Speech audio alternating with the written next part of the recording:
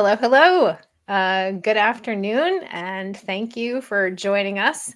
I'm Greta Lax. I am a coach, consultant, and facilitator that focuses on diversity, equity, and inclusion work, and particularly on intercultural development work as well.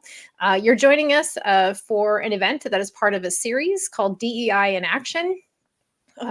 Which is a series of events that I'm hosting, including conversations like today, panels, webinars to talk about DEI work, right? Talk about what we're doing, the heart of diversity, equity, inclusion, and belonging work. Really focused on how we can continue to move from talk to action. So often we hear that that's one of the significant barriers we're facing. So it's a conversation that we need to keep having and keep moving the work forward. So today is the first official conversation from the field where I speak with current practitioners about the work that they're doing, what they're seeing out there in the field, and how they're managing that. And then also, kind of learning about what sustains each one of us in this work and keeps us moving forward so that we can keep the work moving forward. So today, I am happy to welcome Victor Thompson, founder and CEO of Emergent Leadership Pathways. And Victor and I are going to talk about some of the current challenges, stuff that's happening in the field, what we're seeing, some of the strategies and approaches for addressing those challenges. Welcome, Victor. I'm so happy to have you here with me. I'm going to turn it over to you and let you tell us a little bit about yourself. Absolutely. Thanks, Greta. I appreciate it. And just so I can share a little bit about myself, Emergent Leadership Pathways is an organization that is built around coaching and consulting practices that, we provide the executive coaching to help leaders actually transform and learn how to bring out their best selves. And the consulting focused in three different areas: human resources, strategy, and also diversity, equity, and inclusion. And in all cases, it's about helping organizations actually become more successful and more productive in the workplace, creating more engaging places for their employees to be, whether that's in person or virtual, and then also finding that belonging that I think, and you and I think both agree, is essential for people to really be them true selves and bring their best selves to work. Absolutely.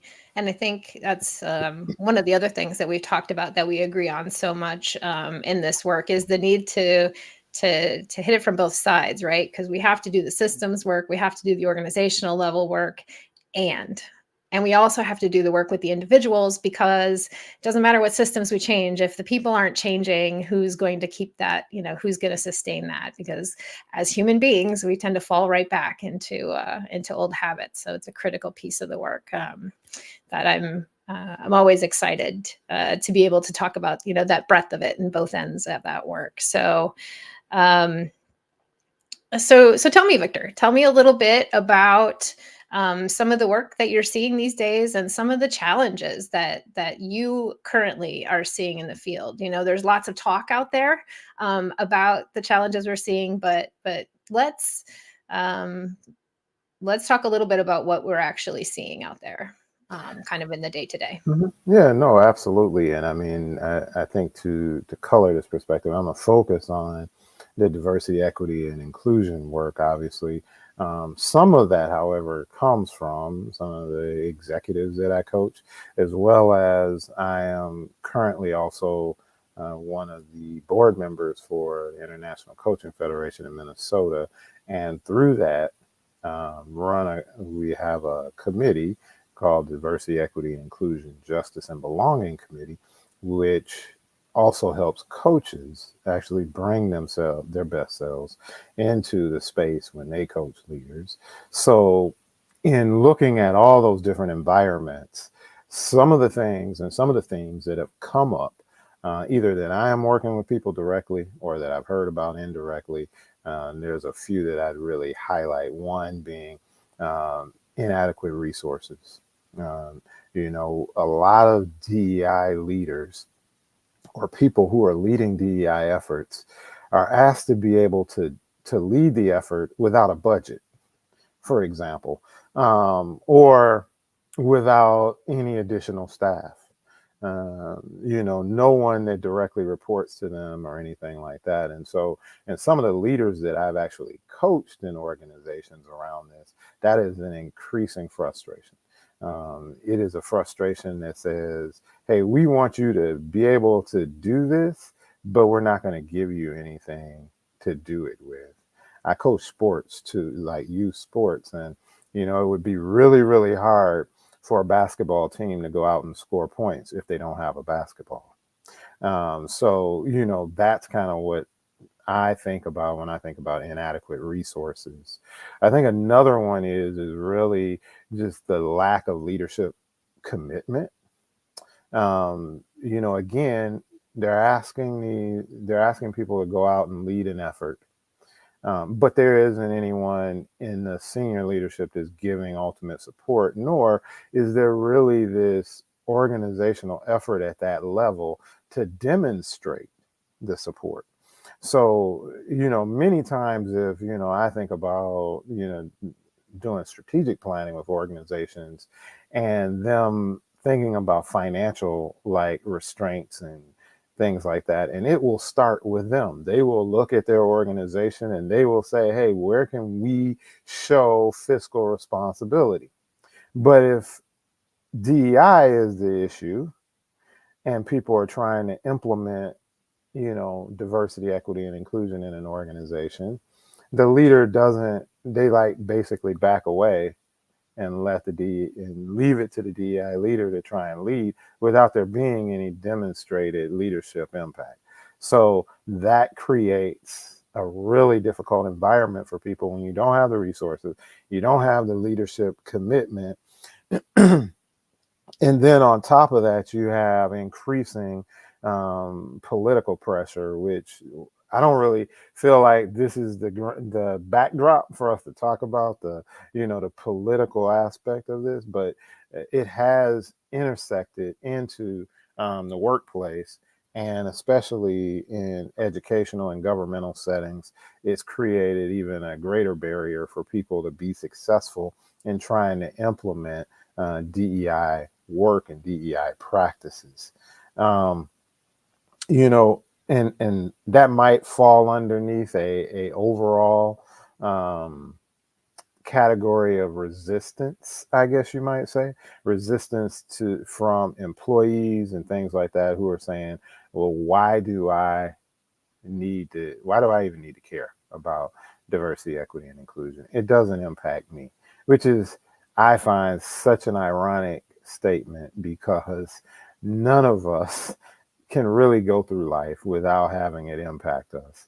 I think there's lack of clarity around what we really mean when we talk about diversity, equity, and inclusion, because we're all diverse human beings. We all have, it's like, even if you were twins with someone, you share certain things, but you don't share other things. There are unique aspects of every individual on this planet, and those are the things which we want to try and leverage through DEI, which sometimes get lost. That's really fantastic. You've said so much in there, Victor, and it's again, it is so much of what we're hearing and so much of what we're seeing on the ground. So I think, kind of starting with the first topic you brought up, right, in terms of inadequate resources, we see this so often. I remember not too long ago, I was having a conversation with an organization. They wanted to bring in so first of all, their very first DEI officer that they had brought in, they brought somebody who was a brand new college graduate, traditional student, had no work experience, and that was their first DEI officer for the organization. So that, with all of the expectations for that position, that came from a leadership level position, and unfortunately, that person burnt out pretty quickly in that role. Turnover obviously happened pretty within a year. And then they were recruiting for a replacement for that position and the next person that they were bringing in, right? So they had a little bit different. They'd changed their criteria in terms of what they were looking for in terms of experience. They'd learned a little bit from that. But if you had a conversation with them and started to ask them about the budget that this person was going to have to do the work, it equated to less than $1 per employee of that organization. Right, less than $1 per employee, and when you think about that, right, and think about how, we talked about how this work has to include everybody. Mm-hmm. Um, wow, I it's don't know what you interesting the can do with a iterations that dollar yeah, per that people have to employee. go Yeah. through. Yeah. I mean, if you think about just the cost of doing an assessment, right? I mean, you couldn't even do an assessment, not a formal one, and that would be really, really difficult. But that's what we're strapping people with. I love that you also brought up the fact that they brought somebody in just out of school, right? Who has not only do they not have any practical DEI experience, they don't have any corporate experience. So you're bringing somebody in who's new to corporate setting, and now you're saying, oh, okay, go lead the DEI effort, right? Which tells you multiple things, right? I mean, it also tells you that there really is a lack of leadership commitment because who am I assigning it to? The first person that walks in the door, like shouldn't there be someone on the leadership team, the executive team, who's actually the one who's responsible and accountable for the DEI effort? Which I would say that's something we didn't bring up, but in any major effort that organizations have, and this relates back to my strategic planning work that I do. When we walk out with the initiatives and then follow that through with operational plans, there is a name attached to every operational plan, and it is a leader's name. And there is rarely the case that they put someone in a position where they're going to be accountable to making DEI work within the organization. So that just adds a whole nother caveat to it. Yeah, uh, and to some extent the opposite. I also see the opposite of occurring where they only make one person responsible, right? Yeah. Where one of those the challenge one of the challenges and the opportunities with DEI, that I continue to see in order to have this really happen again, everybody has to be involved. This isn't one person's job within the organization. It is, might be one person whose name is on that line, and part of the work is figuring out how to bring everybody in so that they can play their role at their role in operations, their role in the work, their role in their teams, and figure out how to play their part in the bigger picture. So inadequate resources, we're definitely seeing a lot of budget cuts. We're Mm-hmm. definitely seeing a lot of that pulling back. We're seeing a lot of position cuts. So in those environments, when you see that happen, whether it's talking to folks, you're in the organizations yourself, what are some of the creative things that you see people doing in these situations if they continue to stay? If both they keep the position, and if they choose to stay and try to work within those limited resources, what are some of the ways that you see people trying to move this work forward despite those limited resources? Well, you brought up a great word there, Greta, when you said, "What are the creative ways?" Right. So it really requires then going outside the bounds of what's normal, right? And you also brought up something earlier where you said it really is not a one person effort; it's an every person effort. So how do you get people connected to the effort itself? So what I've seen is creating reasons for people to want to be involved in the overall DEI effort, attaching measurements that are near and dear to like leaders, like their drive for success, right? So there could be operational measurements that you can draw parallels or connections to around delivering on a DEI initiative. As an example, there's one organization um, where in their production area, they had a lot of employees who English is not their first language that Mhm. they speak. They may understand English to a certain degree, but their level of comfort and which ties to engagement and opportunity to be productive was directly related. So, the DEI officer in that particular case looked at how do we actually create a more welcoming environment for those people, right? So, low cost, not a lot. And it was really about them taking the initiative to then work with the operations leader. It's like, so if you want greater engagement leading to productivity, how about putting some Spanish speaking signs up and things like that? And the interesting part was that culture had actually created an environment where it was mandated that you speak English. And so it was really causing a dilemma for a lot of people, right? You're hiring people who like Spanish speaking people, Hmong, who are speaking a different language, and they're coming into the workplace, and they're having to really step out of who they naturally are in order to fulfill their work assignment. And while English might be important to communicate across, there are pockets of people who are working together and they need to be able to talk and communicate, right? And if they could do that in a way where they can understand each other more, they're going to be more relaxed and they're going to be more productive.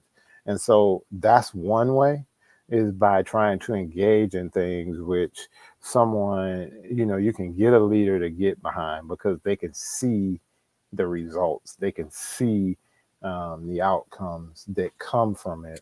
um, Another one is by actually taking on the role of being the facilitator of DEI, right? And this has happened a lot. I see this with a lot of people that I work with, is that they're doing workshops and they're going out and creating this groundswell around diversity, equity, and inclusion. And they're doing it in ways which obviously is low cost because they're delivering a workshop.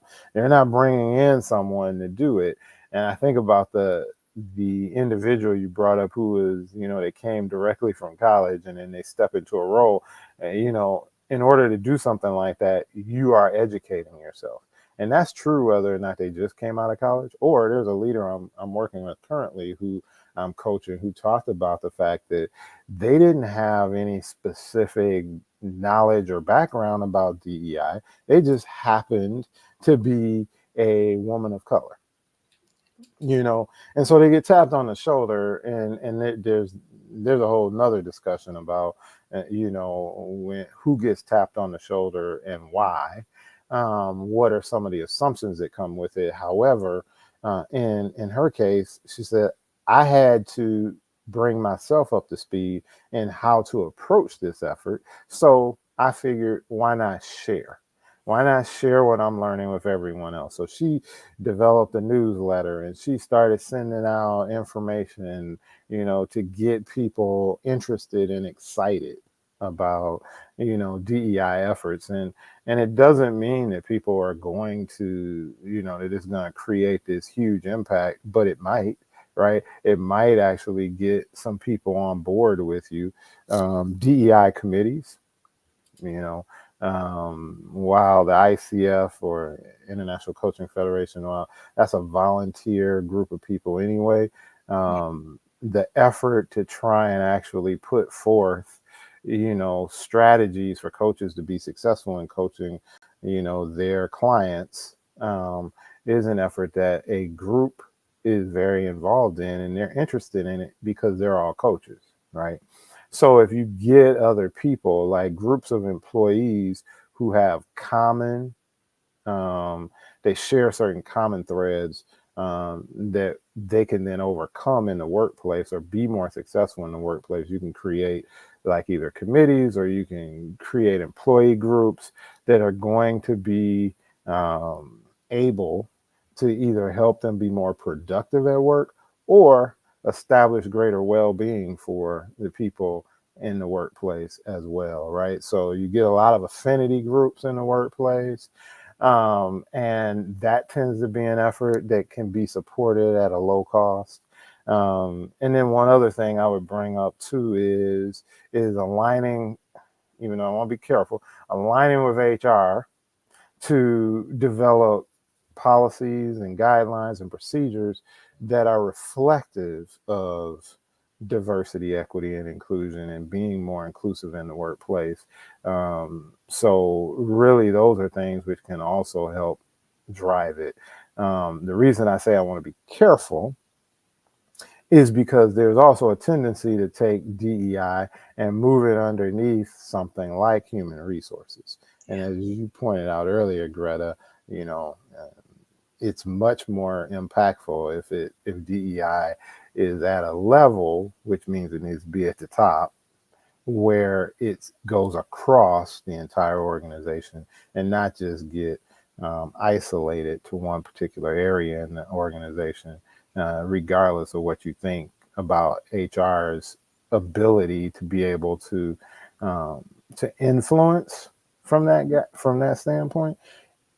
It still can be more of a struggle because, again, it just says, well, this is an HR effort, right? It's not an executive effort, it's an HR effort, and that means something. So. Yeah, absolutely.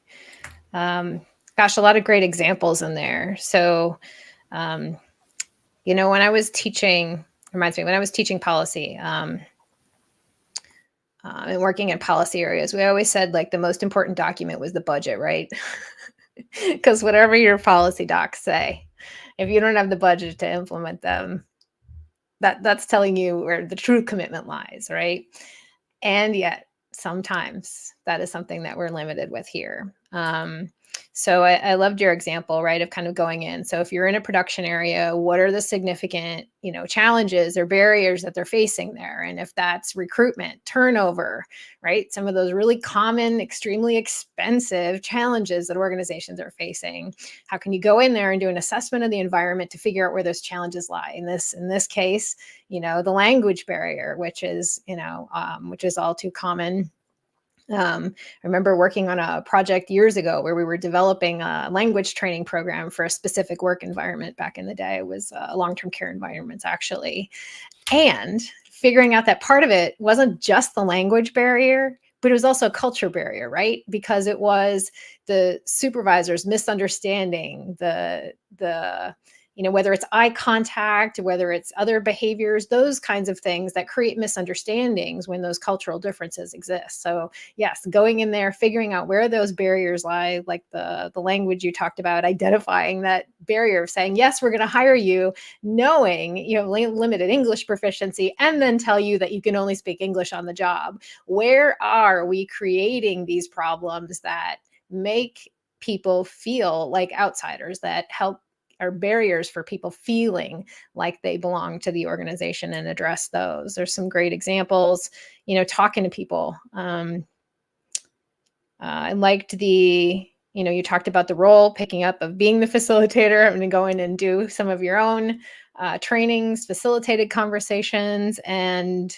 I think that's really common too. You know, what you talked about in terms of, and the balance we have, the balancing act we have to play around affinity groups and ERGs and committees like that, so that we're creating a structure in which folks feel like they have a voice there, and we're empowering folks, and making sure that we're also not creating additional uncompensated work for a lot of people in those groups. And how do we do that work and allow that to happen at the same time without creating those additional burdens on folks. So it's a really important opportunities to get folks engaged, and an area where we have to be very conscientious about how then that plays out, and how we're supporting the folks who are playing the leadership roles for those organizations, and helping that ERG to both support the people who are members, and be a mechanism for feedback back to the organization about that they can then ideally do something about the feedback that they're getting. And I think you've given me a whole nother topic for another session. I think we're going to have to come back another day and talk about, because it's come up several times, just, what does it mean to be prepared to play a DEI role? So I'm filing that away. I'm writing that down, Victor, and I think we're going to have that conversation another time. Sure. Yeah, I feel like there's some great stuff there, and some real things that people can do when you are faced with those, those limited budgets, and even people resources in a way. How can you make more efficient use of the people resources that you do have? Again, paying attention to that you're not also overburdening folks. So one of the other things I'm going to come back to in terms of the challenges you're seeing, kind of that lack of leadership commitment.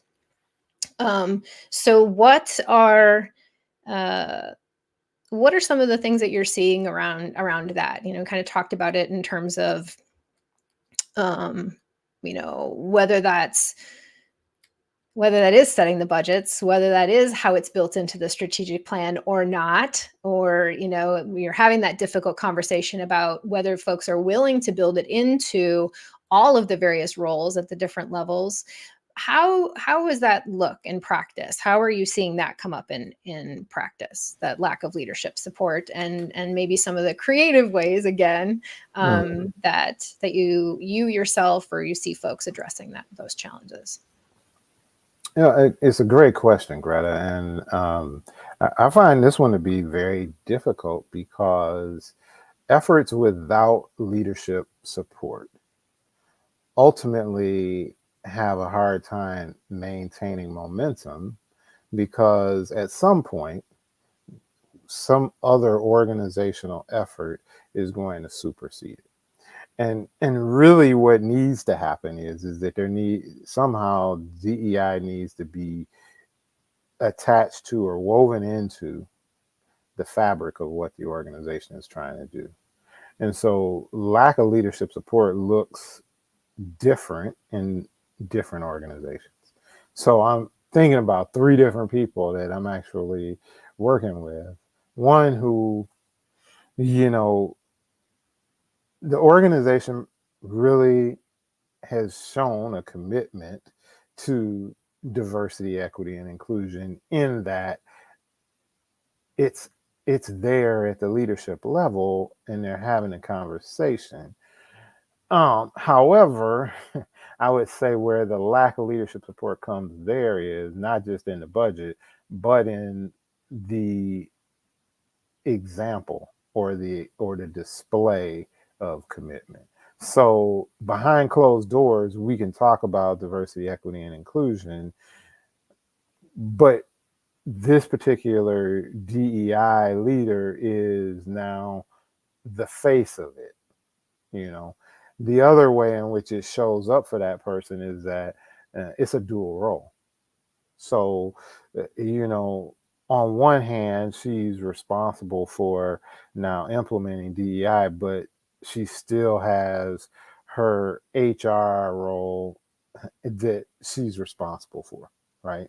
And she's not in the executive team either, right? So she reports to the HR executive, and so therefore there is a disconnect, right? Because ultimately she's filtering the information up through her leader, and then occasionally having FaceTime with the leadership team, no different than any other second level leader would do, right? They would occasionally have FaceTime. And so those areas for her, I think, are particularly challenging. There's another organization where it's all about It's all about the visual aspect of displaying diversity, equity, and inclusion. And the leader who stepped into that role felt like there was commitment, but really there wasn't. So as they stepped into the role and they started trying to push things forward, they found resistance, and the resistance was, well, yeah, but what we really want is we want to make sure everyone has diversity training. Okay, well, how is that impacting? I want to actually have actions that come out of this that transform the organization. Well, you go off and you can try and do that. Go ahead. But you're not going to have any of our direct support. You need to do this on your additional time, right? So you need to be responsible for making sure that the DEI trainings are done. These are the things we really want, right? And so as he started to try and bring action items into the picture, the resistance built to the point where, and this is the irony of it, is that so I was brought in as a coach to coach him because basically he was not doing things the way they wanted things to be done, right?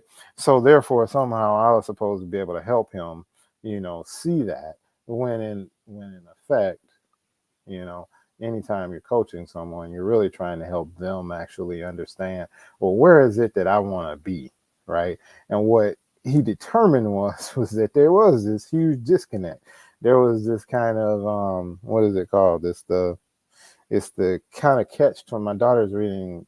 One of my daughters is reading Catch 22, and it's like so the Catch 22 of this whole thing is like you can do all these great action things after you get all the people in the organization trained on DEI, which because of the size of the organization and the lack of funds will take, well, at least 5 years. But then by that time, you got so much turnover that you're never going to get done. So he's a glorified DEI trainer, is Yeah. what he's become.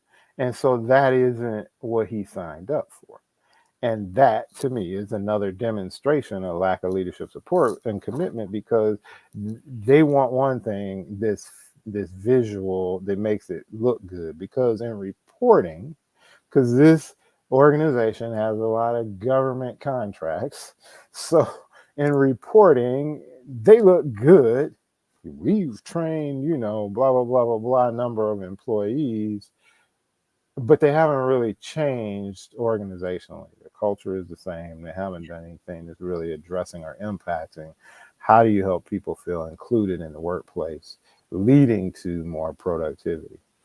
Um, the third example I would talk about around lack of leadership commitment kind of just stems from the idea that the whole effort is never been brought into the executive team circle. So there is no the executive it's basically an underground movement because this individual's HR leader is very passionate about it, but they know that culturally it's not the right time. That's the language that comes back. It's like it's not the right time, and so when approached with the construct of when is the right time, there isn't a definitive answer for that either. It's like, well, given the environment right now, we should maybe wait another 6 months. 6 months passes. Well, it's not quite it yet either. Well, I can tell you that this particular person that I'm coaching, and since no one knows who it is, they actually are actively looking to leave, right? And part of it is that so this has gone around and around and around, and now it's like we're on the third or fourth iteration of it's not the right time. So therefore, there is no commitment to diversity itself because you can't have diversity in one area of the company. You can't work on DEI in one area of the company and not have it somehow need to bleed into other areas, right? It just has to. And I would also say, which this is partially from my conversations with this leader, that the reality of it is that if you ignore diversity, it's not like things are staying status quo. Things are actually getting worse because you're ignoring it. It's like having a leak. It's like having a leaky pipe. The fact that you ignore the leaky pipe doesn't mean that the water isn't actually dripping onto your floor and causing water damage. And eventually it's going to cause a huge break, which is going to be catastrophic. And so that's the thing that people don't get. It manifested itself, and there's an organization I'm working with right now where I believe, I can't actually prove, but I believe that a big part of why, they went from being like one of the lowest turnover organizations in the industry to now having rampant turnover is how they dealt with everything that happened coming out of COVID. And their inability to address it effectively has now caused people to start leaving. And they're like, fix our turnover problem, fix our turnover problem. And so there's many steps to doing that. But in doing it, you find that there's a DEI issue, right? So I came in as an HR consultant, but I'm really like looking at it from a DEI lens because there are things that were ignored during this time, which caused them now to say, well, everyone has to be at work. And the question is, does everyone have to be at work? Is it necessary? And why do you want them at work? You haven't given them a good reason for why they should be here. So there's too much control in that scenario, and it's created this negative impact in the long run. So, I mean, you asked about ways in which, and you can certainly chime in at any time, Greta, right? I know. You asked though about ways in which that can be addressed, and I think this one is a little less clear because a lot of people I'm dealing with, they're struggling still with it. So I go back to my basic grounding and belief that the first thing is that you have to have the ability to communicate effectively with leadership so that they understand what you're trying to do, and so that you can recognize and potentially reconcile the disconnect as early as possible, right? I mean, if you're we live in the Midwest, so I'm laughing because I came out of a meeting just before we got on this call where there's this struggle with, hey, we brought these two leaders in who are from, like, one's from the East Coast and one's from Texas, and they came in and it's like, yeah, we knew they'd shake things up, but they need to learn how to actually like get everybody involved. And they're like, we don't get people involved. It's like, okay, it's like, I told you what I'm doing. Is there any reason, if you got a problem with it, let me know, right? And it's kind of like, otherwise I'm gonna just keep going. Well, that culture component creates a problem oftentimes in organizations because we're not transparent with our communication.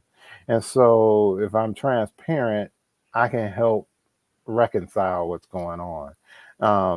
And along with that, then I need to be able to set clear goals and objectives. So not just come to people. I mean, there are times when I think it's easy to say, here's a problem without actually volunteering at least some goals of here's what I think we need to be able, here's where we need to be able to go. I may not actually have the answer for it yet, but here's what I want to try and accomplish, and here's how I'm going to go about doing it.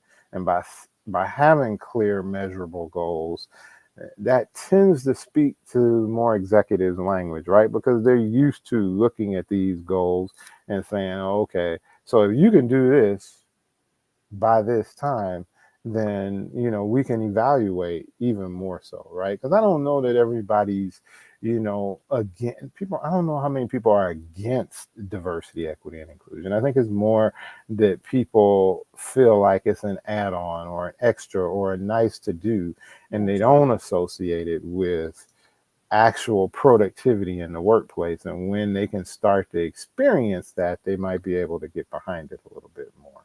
So true. So, I mean, those are a couple things.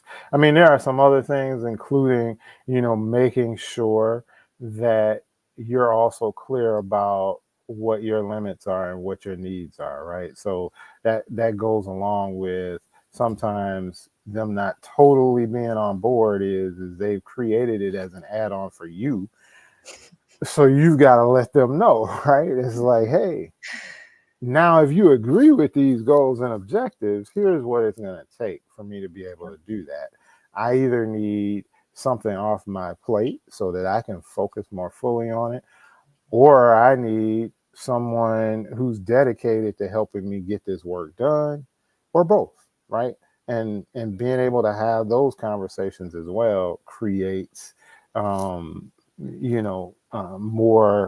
alignment, I think, with the leadership team and being willing to support you in your efforts.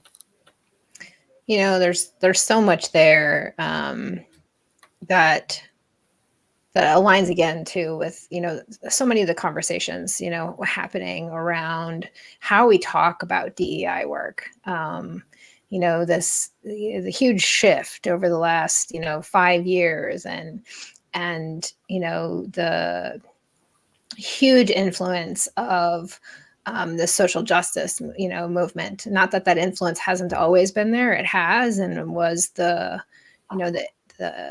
impetus for so much of the DEI work. But the huge shift that created after after George Floyd and Breonna Taylor and Ahmaud Arbery, right? So much of the language shifted as more people came in to be more of the social justice language. And how do we keep having these conversations in ways that are meaningful, to the organization as well? It's not just because this is the right thing to do, because it is the right thing to do, and it is also the right thing to do for the organization as a whole. It's the right thing for the people, and it's the right thing for the organization. And how do we be sure we're having those conversations? Because not everybody's going to buy into that conversation. Not everybody's going to buy into the work for the same reasons. So how do we keep having those conversations at the various levels, so that people can see where they fit into the work, so that people can see where the benefits is for this work. You talk about communicating effectively, and how that really has to start about how we communicate about what DEI is, about what this work is, about what the outcomes are. What leadership is held accountable to on a quarterly basis, on an annual basis. How are we translating that? So like you said, they don't see this as just something on the side, or this nice thing to do, but it is an imperative for the business to be successful and sustainable in the long term.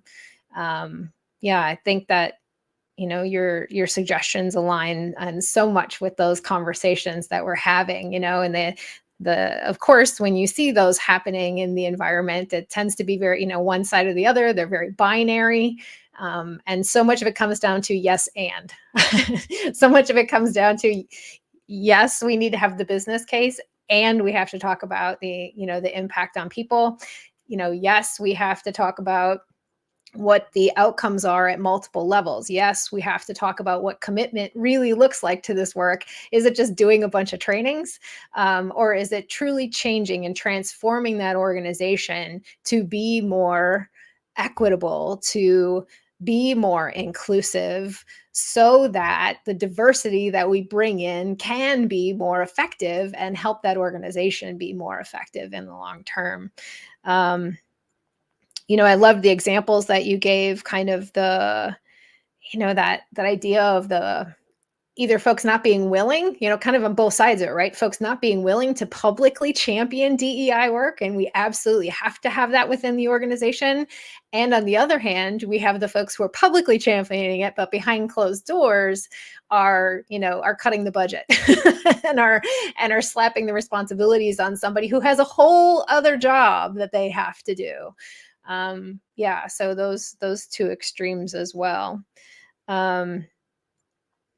Yeah, and then you talked about another example where they weren't bringing it into the executive team, right? And that kind of goes back again to the conversation we're having around it has to be the people and the organization. It has to be the systems, the policies, procedures, and we have to bring the people along at all of the levels.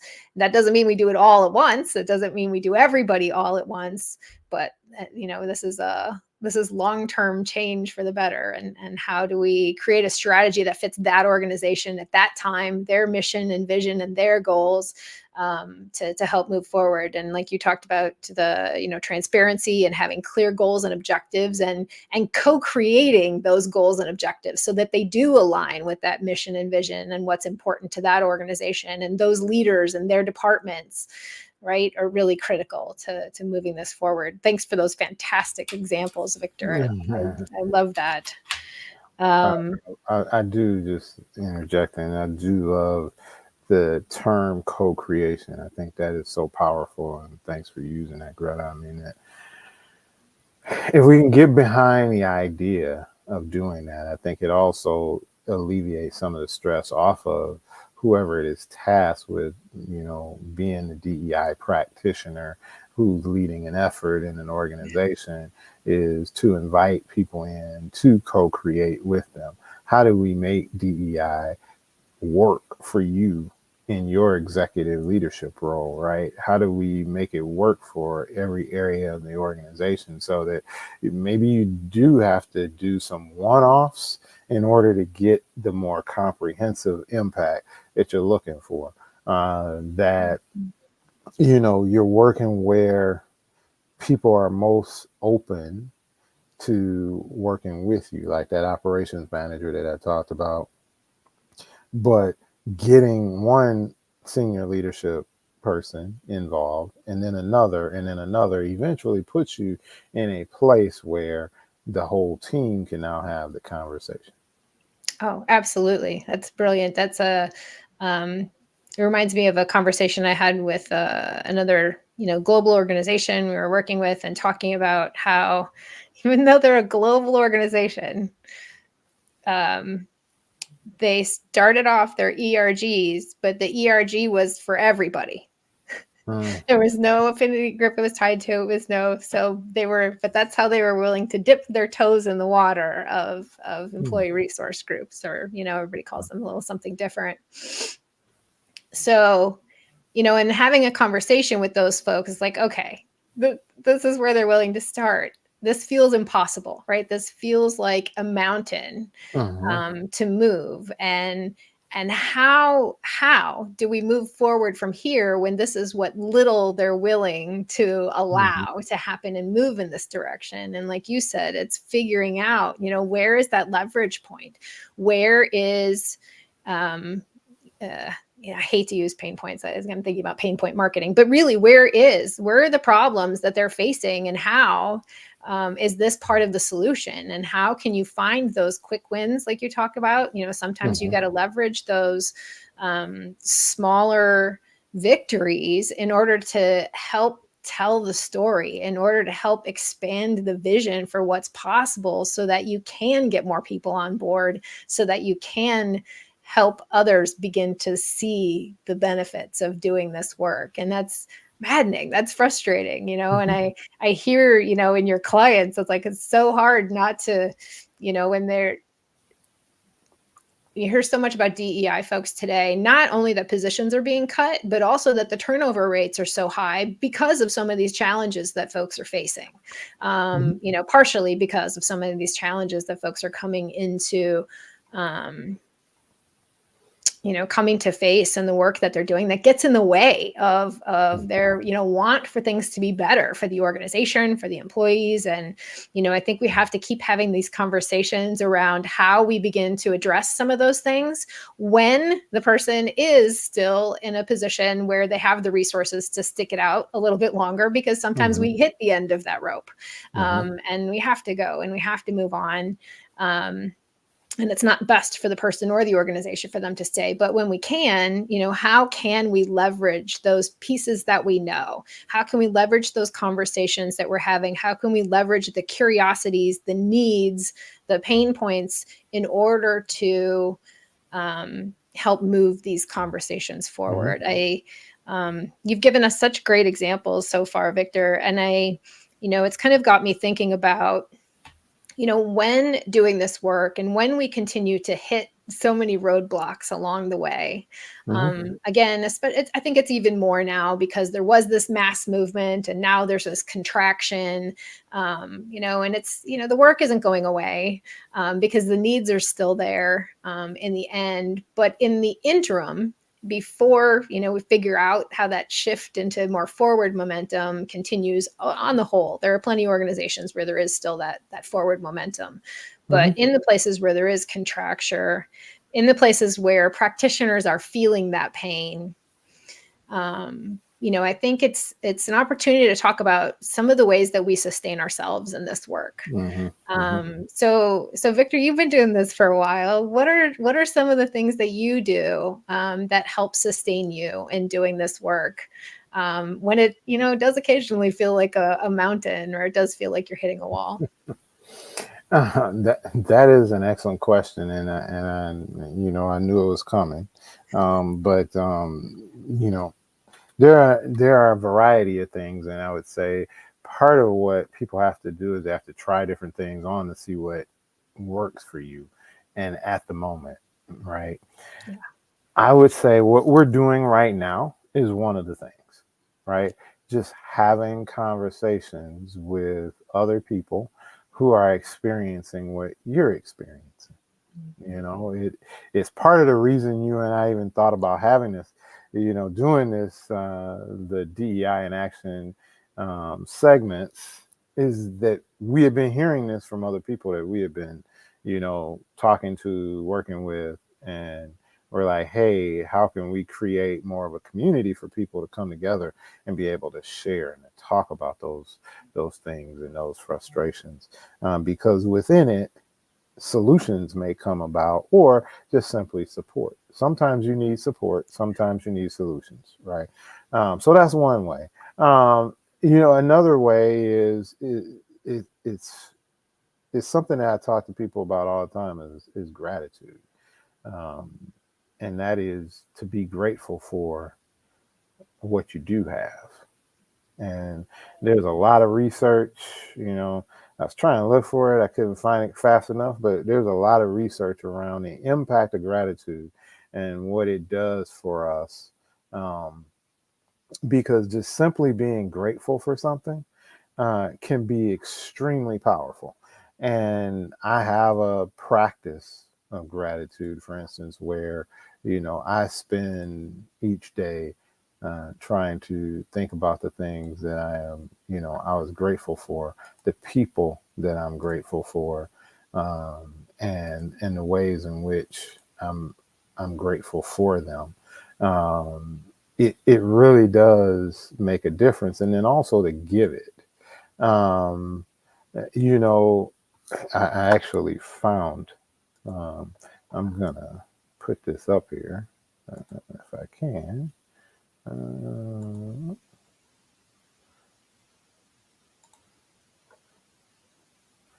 let's see. Okay. I might not be able to do this fast enough, so therefore I'm gonna just read I'm gonna just read what it says, and that is that so people who receive gratitude are 2 times more likely to be engaged. They are 4 times more likely to be happy at work, and also 4 times more happy to have appreciation for their leaders in the workplace, right? Um, and by the same context, if you aren't getting it or you're not receiving it, if you give it, you're still 2 times more likely to be engaged. In fact, it's a little more than two times. It's like 54% of the people surveyed versus 21% of the people surveyed felt like they were more highly engaged, right? They found 3 times more likely to find meaning and purpose. So those are things which to me indicate that gratitude can have a huge impact. And that sometimes is just all I need to do is step back and say, you know, what am I grateful for? Um, the some other things um, is sometimes you do have to, I would say, laugh and cry, right? I mean, emotionally, we don't always we sometimes try and just maintain this veneer that says nothing penetrates us. But there is truth to laughter actually, like opens up our thoughts, our feelings. We can experience things from a more positive lens when we laugh. And then there are times when you are frustrated, and you need to shout, you need to cry, you need to do something. Writing for me does it. Some people don't write, but for me, writing can solve a lot of things. You talked about, you referenced George Floyd, and I know, I spent a lot of time writing after that, because there wasn't a way for me to have a constructive conversation with somebody.